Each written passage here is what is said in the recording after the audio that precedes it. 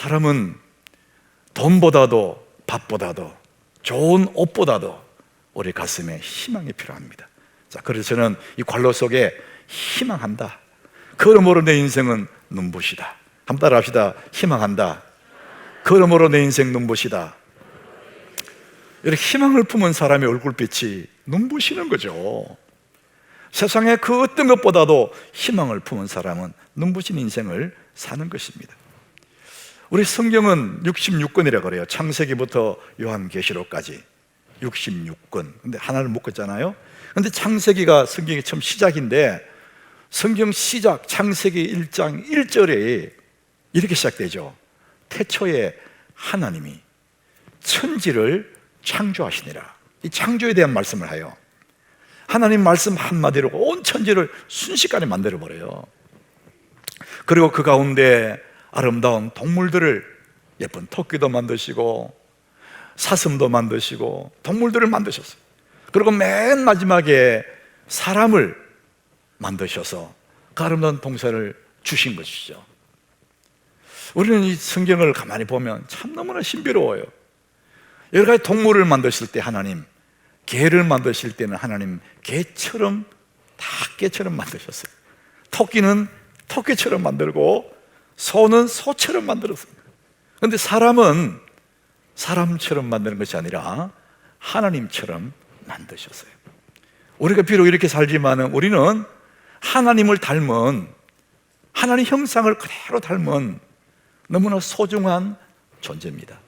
그렇기 때문에 사실은 우리가 내 살아있다는 그 자체만으로도, 내가 하나님의 형상을 입은 존재이기 때문에 그 자체만으로도 우리의 삶은 이미 눈부시는 삶이에요.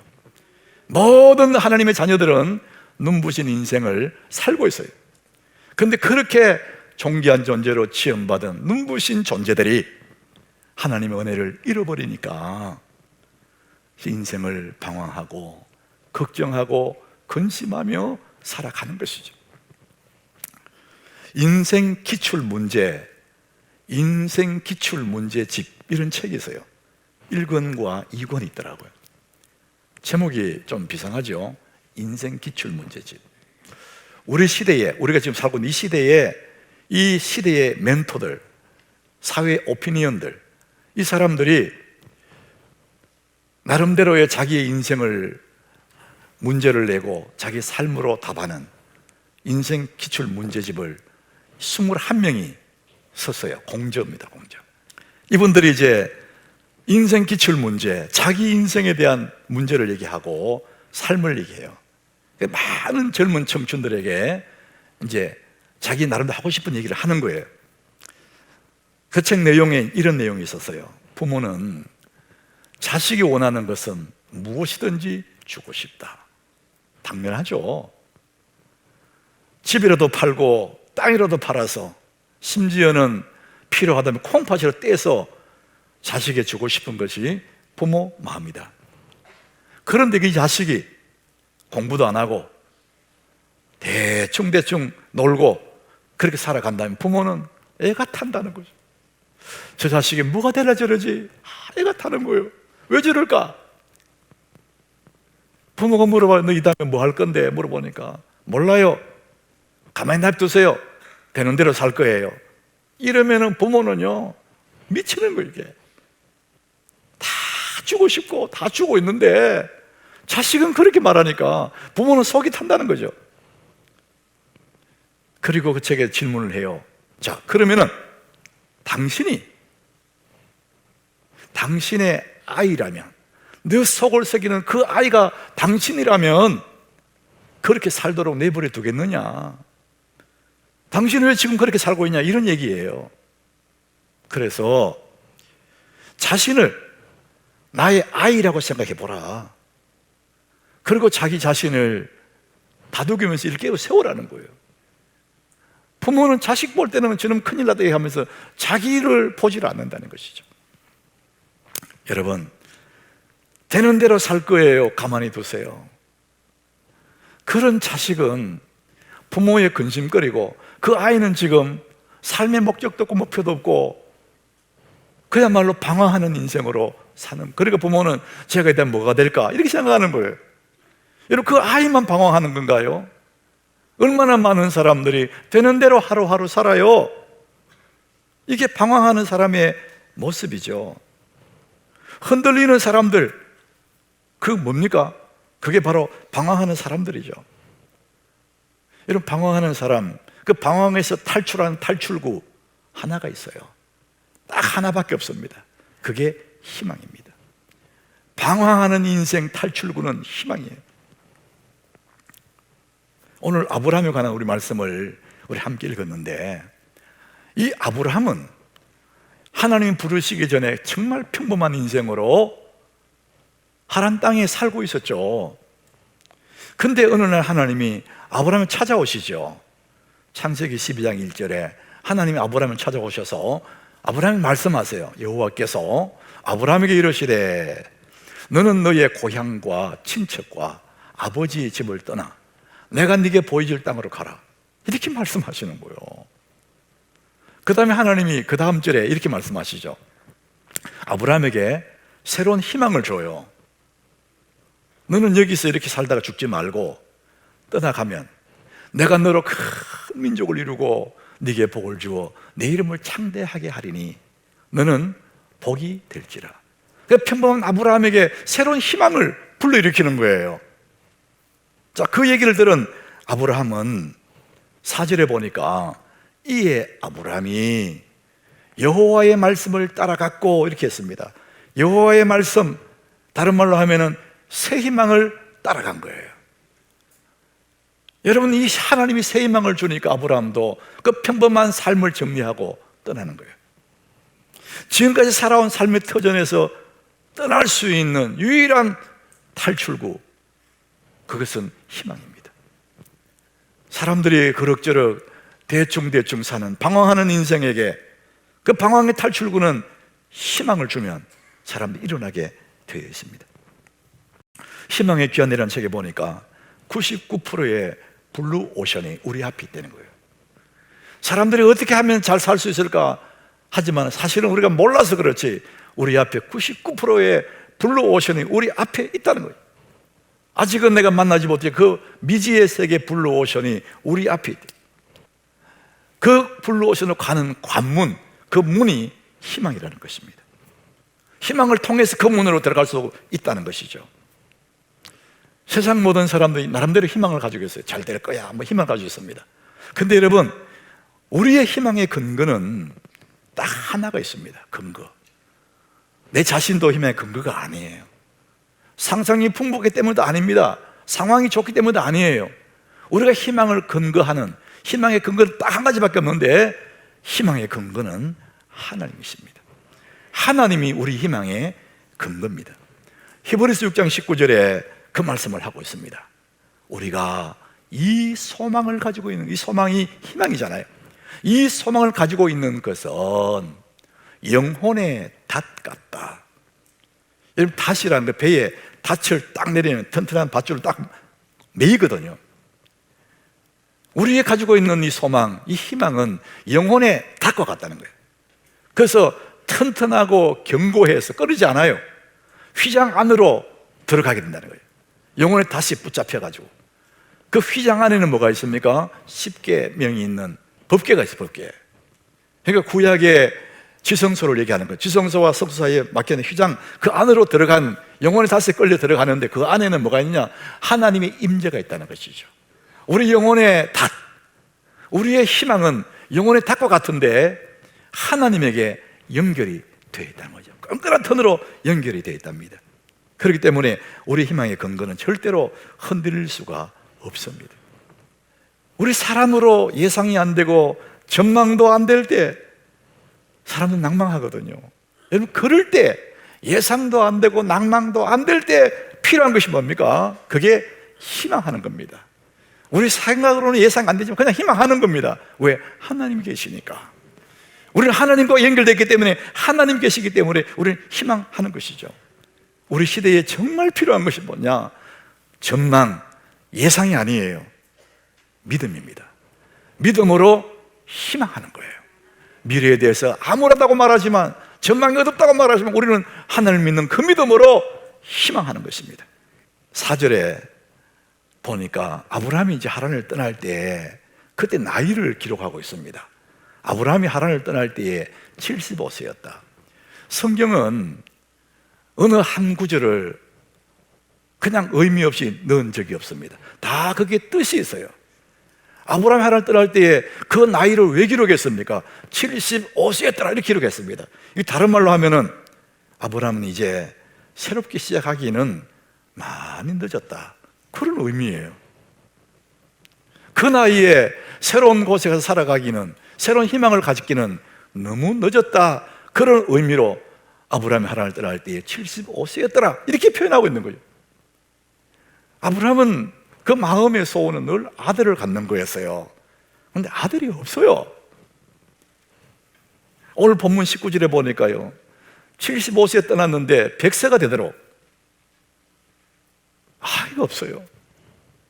그가 100세나 되어 자기 몸이 죽은 것 같고, 죽었다는 얘기는 살아는 있는데 남자로서의 생식 능력이 없다는 거예요. 자기 몸은 죽은 것 같고 그 안에 살아도 그의 태가 죽은 것 같대. 고목과 같다는, 고목에 무슨 꽃이 핍니까? 실제로 아브라함은 그런 상황이라는 것이죠. 절대 예상할 수 없고 전망할 수 없는, 이제는 더 이상 희망할 수 없는 상황이라는 겁니다. 자, 그것을 18절에서는요 바랄 수 없는 중에 이렇게 말합니다. 아브라함이 바랄 수 없는 중에, 인간으로서는 도무지 희망할 수 없는 그런 상황, 그런 상황이 닥쳤다는 거예요. 여러분, 우리가 이런 상황을 닥치면은 우리는 세 가지 태도를 취한다 그랬죠. 가장 첫 번째, 절망합니다. 아, 이제 나는 안 되는 거구나, 나는 끝났는가 보다. 모든 사람 너무나 쉽게 절망합니다. 아무리 생각해도 안 되거든. 그러나 두 번째 태도가 있습니다. 관망하는 겁니다. 될 대로 되라, 뭐 어떻게 될 대로 되라, 자포자기하는 거죠. 세 번째 태도가 있습니다. 그럼에도 불구하고 희망하는 거예요. 하나님이 계시기 때문에 희망한단 말이죠. 아브라함은 그런 상황 속에서도 18절에 보십시오. 아브라함이 바랄 수 없는 중에 바라고 믿었다. 따라합시다. 바라고 믿었으니. 아브라함이 하나님이 계시기 때문에 자기 몸은 죽음 같고 자기 안의 태도 죽음 같은데 바랄 수 없는 중에, 희망할 수 없는 중에 바라고 믿었다. 아브라함이 왜 믿었느냐? 뭘 믿었느냐? 하나님을 믿은 것이죠. 그를 부르셨다 하나님을 믿은 것입니다. 여러분, 아브라함이 믿었던 그 하나님이 어떤 분이신지 오늘 본문 17절에 이렇게 말씀합니다. 같이 읽어봅니다. 기록된 바 내가 너를 많은 민족의 조상으로 세웠다 하신 것 같으니 그가 맡은 바 하나님은 죽은 자를 살리시. 아브라함, 그가 믿은 바 하나님은 죽은 자를 살리시며 없는 것을 있는 것으로 부르시는 분이라는 거예요. 야, 여러분, 아브라함 믿는 하나님은요, 죽어 있는 사람도 살리고 없는데 있는 것처럼 막 부르는 그런 분이라는 겁니다. 아브라함은 그 하나님을 믿었기 때문에 바랄 수 없는 중에도 바랄 수 있었고 믿고 있는 것입니다. 이게 진짜 희망의 모습입니다. 아브라함의 그 하나님이 여러분의 하나님인 줄 믿으시길 바랍니다. 바랄 수 없는 중에 바랄 수 있는 이유가 뭡니까? 하나님이 계시잖아요. 죽은 자를 살리신 하나님이 계시고 없는 것을 있는 것처럼 불러내시는 그 하나님이 우리 하나님이기 때문에 내 생각으로 아무리 생각해도 길이 안 보이지만 하나님 믿는 믿음 때문에 우리는 오늘도 희망할 수 있습니다. 희망한다. 그러므로 내 인생은 눈이 부시는 겁니다. 사랑하는 여러분, 오늘 아브라함처럼 바랄 수 없는 중에 계시는 분이 있습니까? 자녀를 가지려고 그렇게 애를 써도 안 되는 그런 사람, 뭔가를 해보려고 했는데 아무래도 안 되는 사람, 사방을 다 막혀버린 사람, 몸이 병들어 있는 사람, 인간적으로 아무리 생각해도 바랄 수 없는 중에 있는 분이 있었습니까? 여러분, 바랄 수 없는 중에 바라시기를 바랍니다. 하나님을 믿으시길 바랍니다. 죽은 자를 살리시는 하나님이 우리 하나님이에요.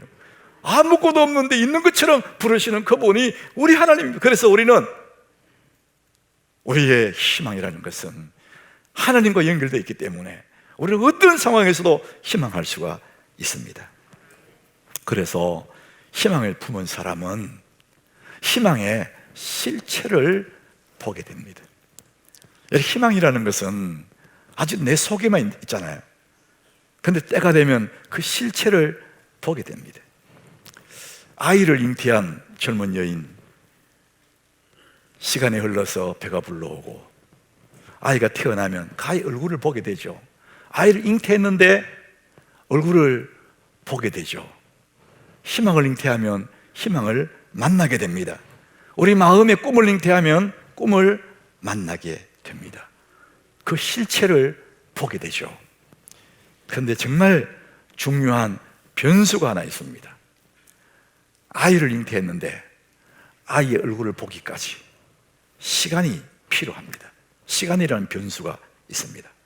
아무리 빨리 보고 싶어도 이 시간이 되지 않으면 볼 수가 없어요. 산모는 이 태 안에 있는 아이의 건강을 위해서 좋은 음식을 먹어줄 수도 있어요. 이 아이를 위해서 예쁜 옷도 준비하고 장난감도 다 준비할 수, 우리가 할 수 있는 것은 다 할 수 있지만 오직 한 가지는 우리가 할 수 없는 게 있습니다. 시간의 변수입니다. 시간은 사람의 영역이 아니에요. 그렇기 때문에 우리는 희망을 품고 있다 할지라도 기다릴 수 있어야 되고 견딜 수가 있어야 됩니다. 아브라함은 75세에 하나님의 희망을 가슴에 품었지만 100세가 될 때까지 25년 동안 형체를 볼 수가 없었어요. 그 시간은 사람이 할 수 있는 게 아닙니다. 저는 젊은 시절에 저 경남 삼낭진에서 차를 타고 한참 가면 생철이라는 곳이 있는데 그 무척산 기도원이 저는 늘 기억 속에 남아있는 은혜의 동산입니다. 산이 얼마나 가파른지 한겨울에도 올라가면 온몸에 땀이 날 만큼 산이 가팔라요. 그 산 꼭대기에는 저수지가 있고요, 아주 오래된 돌로 만든 성전이 있어요. 일제시대 때의 믿음의 사람들이 거기에 도피해서 피난처처럼 있었던 곳이라고 합니다. 거기에 우리 아이들과 겨울에 수련회 갔을 때, 그때 저녁 예배를 마치고 아이들이 숙소에 가서 자려고 하는 아이들을 내가 다 불러내서 나오라고, 그 깜깜한 바람 부는 산으로 끌고 갔어요. 이 도시 아이들이 산속에 오는 거 얼마나 무서워요. 깜깜한데 바람은 얼마나 세게 부니, 바람은 샥 부는 거예요. 그 아이들이 떨면서 이제 저를 따라온 거예요. 그래서 한 명이 나무 하나씩 붙잡고, 너는 여기, 너는 여기, 다 나무 하나씩 붙잡게 하고, 그리고 나를 따라 기도하자. 주여 세 번, 주여. 애들이 뭐 바람 불고 춥기는 춥지만 무서우니까 주여. 가만히 있으면 더 무섭거든. 바람은 슉 물지. 애들은 보이지도 않고 깜깜하고 소리만 들릴 뿐이에요. 그러니까 소리 질러야 돼. 저는 그 애들에게 지금 생각 너무 미안하고, 철부지 아이들을 그렇게 소리 지르게 만들 거예요. 그런 시절이 있었어요. 저는 그때 그 밤에 하나님께서 제게 제 인생의 미래의 그 청사진, 그게 환상일 수도 있고 상상일 수도 있고, 그 꿈을 순간 내 가슴 속에 확 이렇게 주시더라고요. 저는 그게 사실은 그때는 너무나 감격스러웠지만 믿어지지가 않아요. 어떻게 내게 이런 일이 있으려고. 세월이 흘렀어요. 20년이 지나고 25년이 지나면서 그것들이 하나씩 형체를 보게 되는 거예요. 그래서 얼마나 그때 생각하면 가슴이 뭉클한지, 내 삶의 여정들을 하나님이 꿈으로 주시고 희망으로 주시고, 때가 되니까 잉태한 그 꿈들이 형체로 보게 되는, 사랑하는 여러분, 우리가 희망을 하고 꿈을 꾸지만 우리가 꼭 우리에게 요구되는 것이 하나가 있습니다. 시간이라는 변수. 기다려야 됩니다. 여러분, 기다려야 희망의 실체를 보게 됩니다. 견디고 버텨야 되는 것입니다. 희망을 품은 사람은 희망의 실체를 반드시 보게 됩니다. 단 조건은 하나입니다. 믿음과 기다림입니다. 따라합시다. 믿음과 기다림이다. 여러분, 믿음과 기다림을 갖고 있으면 아브라함이 마침내 고목 같은 그 몸에서도, 죽은 자 같은 그 몸에서 이삭이 나오는 거예요. 형체를 보게 되는 거예요. 그래서 우리가 믿음과 기다림이 필요한 겁니다. 자, 그러나 우리는 아직도 그때가 되어서 실체를 못 본다 할지라도 희망을 품은 사람들은 희망의 실체를 보기 전에도 우리는 그것을 느낄 수가 있습니다. 누가복음 24장에 보면 17절에 엠마오로 가는 나그네들, 여러분 아시지 않습니까? 엠마오로 가는 두 제자가 있잖아요. 이들이 한때는 희망을 품고 예수님을 따라 예루살렘에 올라갔어요. 이 예수님이 틀림없이 이스라엘을 구속할 자다 그렇게 믿고 희망에 부풀어서 올라갔는데 그 예수님이 십자가에 죽으신 걸 본 거예요. 힘없이 돌아가신 거예요. 그러니까 희망이 사라져버린 거예요. 그래서 이 사람들이 예루살렘을 떠나서 엠마오로 가는 겁니다. 근데 그들의 얼굴빛을 보니까 슬픈 빛을 띠고 머물렀더라. 그들의 마음에 슬프니까, 희망이 사라져버리니까 그 얼굴이 슬픈 빛을 띠고 있습니다. 절망을 품고 있으니까 얼굴이 슬픈 빛을 띄었다는 거예요. 우리 절망의 모양은 모르지만 절망의 빛깔이 뭡니까? 슬픈 빛이라는 거예요. 여러분의 마음에 근심, 두려움, 절망을 품으면은 우리의 얼굴빛이 슬픈 빛을 띠는 것입니다. 이와 같이 희망은, 내가 희망을 끌어안고 있으면 희망의 모양은 모르겠지만 희망의 빛깔이 나타난다는 것이죠. 사도행전 6장 15절에 보니까 홍해 중에 앉은 사람들, 이 사람들은 다 스데반을 죽이려고 그러는 거예요. 살벌하게 살기가 도는 그런 현장이에요. 그런데 그때 성령이 충만한 스데반이 그들을 향해 복음을 전하고 있어요. 나중에 돌에 맞아 죽잖아요. 그런 현장이 있었지만 사람들이 스데반의 얼굴을 주목하여 보니 그 얼굴이 천사의 얼굴과 같더라. 스데반의 얼굴이 천사 같잖아요. 빛이 난다는 거예요. 왜? 그 속에 영원한 소망, 예수 그리스도, 희망을 품고 있거든요. 그러니까 희망의 빛깔이 그 얼굴에 나타나는데 얼마나 그 얼굴이 아름다웠으면 사람들이 그의 얼굴이 천사의 얼굴 같더라 이렇게 말합니다. 우리는 이미 예수 그리스도를 품고 있는 사람들이잖아요. 우리가 소망을 품고 있는 거거든요. 최고의 소망을 품고 있는 사람들. 그래서 우리는 이 땅에서 우리가 이렇게 저렇게 살아가지만은 우리의 얼굴에는 눈부신 희망의 빛깔이 나온다는 것입니다. 희망을 품은 사람은 희망의 빛깔, 희망의 실체를 보게 되는 것입니다. 그리스도인들은 장차 이 땅에 어떻게 살든지 살다가 때가 되면 주의 날에 갈 거예요. 자, 그때의 모습을 마태복음 13장에서 예수님이 이렇게 말씀하십니다. 그때의 의인들은 자기 아버지 나라에서 해와 같이 빛나리라. 자기 아버지 나라에서, 여러분의 아버지 나라에서, 우리들의 아버지 나라에서 우리 얼굴이 어떻게 해와 같이 빛난다는 거예요. 주님을 품은 우리들에게 이 땅에서도 천사처럼 빛나고 주의 나라 가면 볼 것도 없이 해와 같이 빛난다는 것입니다. 그러므로 희망한다. 희망한다. 그러므로 내 인생은 눈부시다. 여러분, 눈부신 인생을 사시기를 축복합니다. 꿈을 품은 사람 눈빛이 빛이 납니다. 희망을 품은 사람 그 삶이 빛이 나는 거예요. 예수 그리스도는 영원한 희망입니다. 그래서 예수를 가진 사람은 모든 것을 가지고 있는 사람이고 인생의 불행을 고치는 약은 오직 예수밖에 없습니다.